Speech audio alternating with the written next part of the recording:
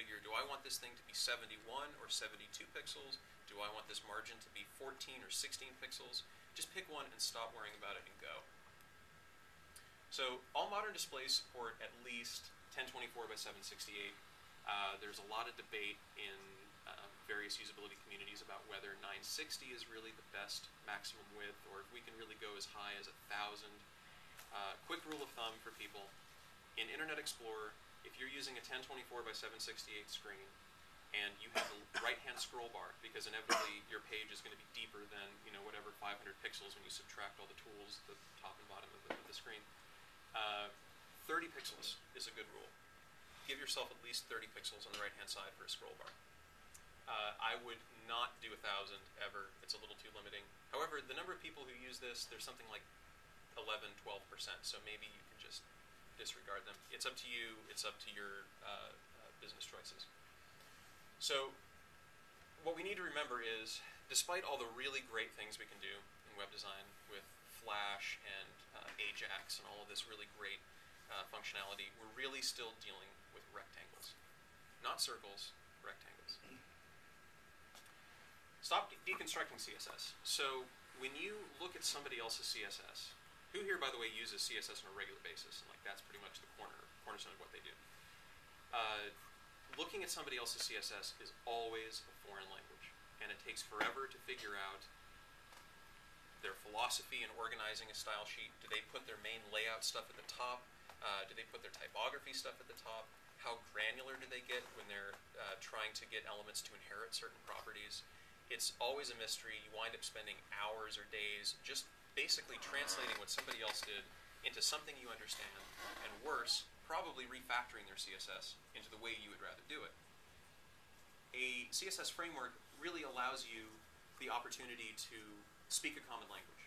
So if you're all using 960 or Blueprint or whatever, you at least have that common grammar, and you can start from there.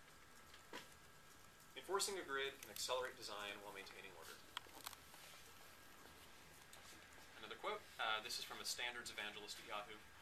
Our craft is becoming a commodity, and the people in charge don't care about the quality of the markup, CSS, or how short our JavaScript is.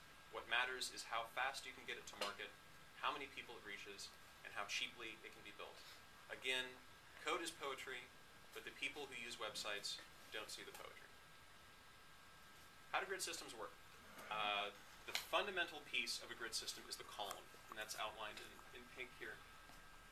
A column is the smallest unit of measurement in any grid system. Most grid systems use between 12 or 16 columns. They typically use even numbers. For whatever reason, people just prefer even numbers.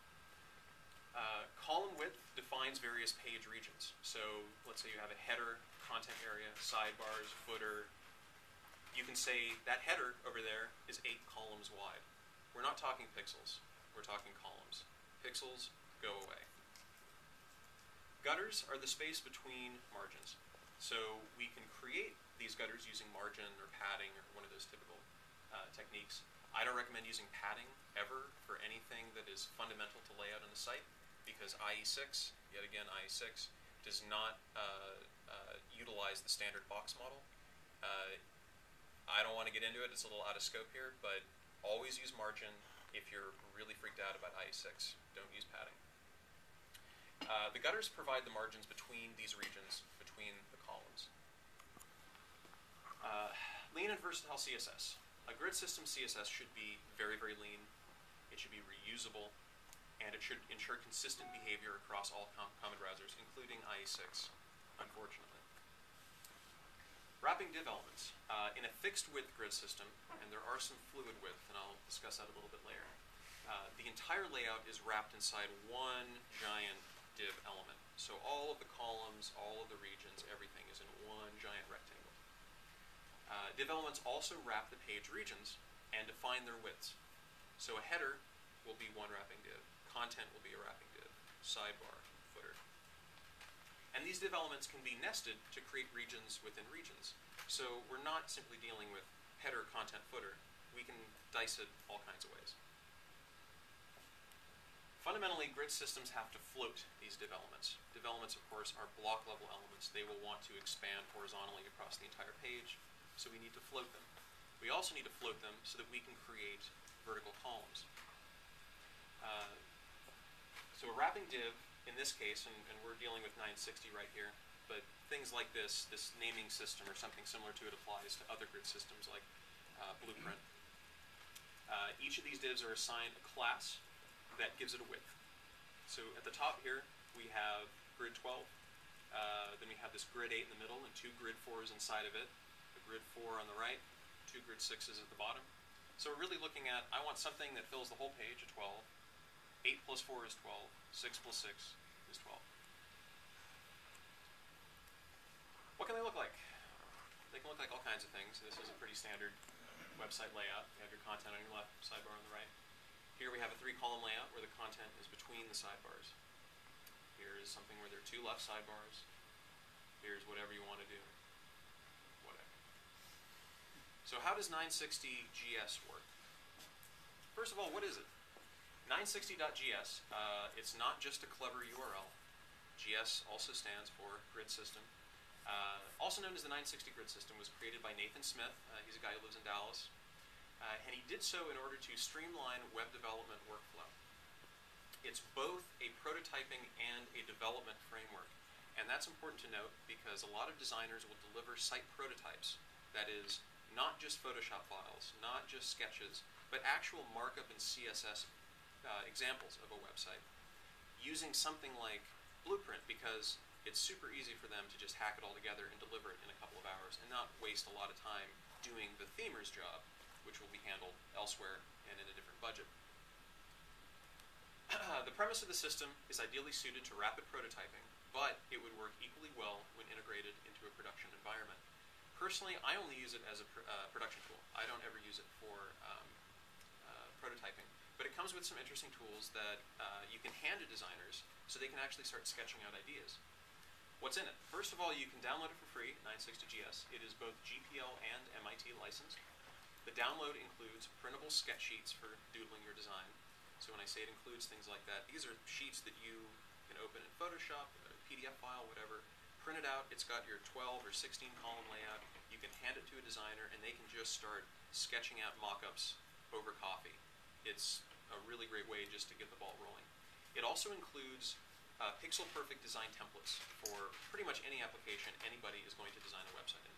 Photoshop, Illustrator, OmniGraffle, Inkscape, Microsoft Visio, if anybody uses that. Technical specs. It's 960 pixels wide, surprise.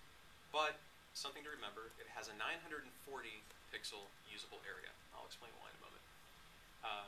There are 2 flavors, 12 and 16 columns, and they can be implemented separately or simultaneously. So when you decide that you want to work with 960, you don't have to think, well, now I have to pick 12 or 16 and then I'm done.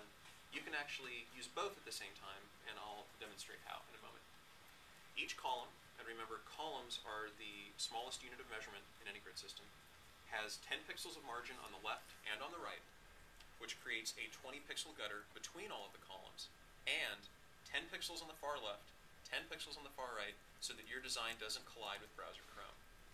And it's those 20 pixels, the 10 on the left, 10 on the right, added to 940 that give you 960. So here we are. This is the 12 column version. You'll see that each of the columns here are 60 pixels wide.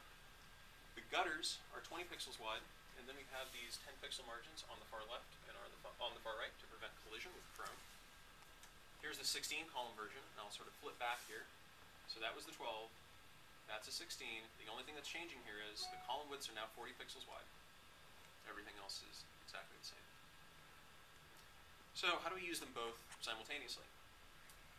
This is slightly technical and a little weird, but what I'm trying to illustrate here is you're not boxing yourself in. So here we have the 12 column on the top, 16 column on the bottom. Put them on top of each other, and you'll notice these white spaces in between. It's kind of a jumble in the middle, but this means you can divide them by halves, by quarters. So you can have some region of your page, the header, use 12 columns, and it will only take up half the page, but then the thing to the right of it can use 16. It's all about common denominators. How many times can 960 be divided? So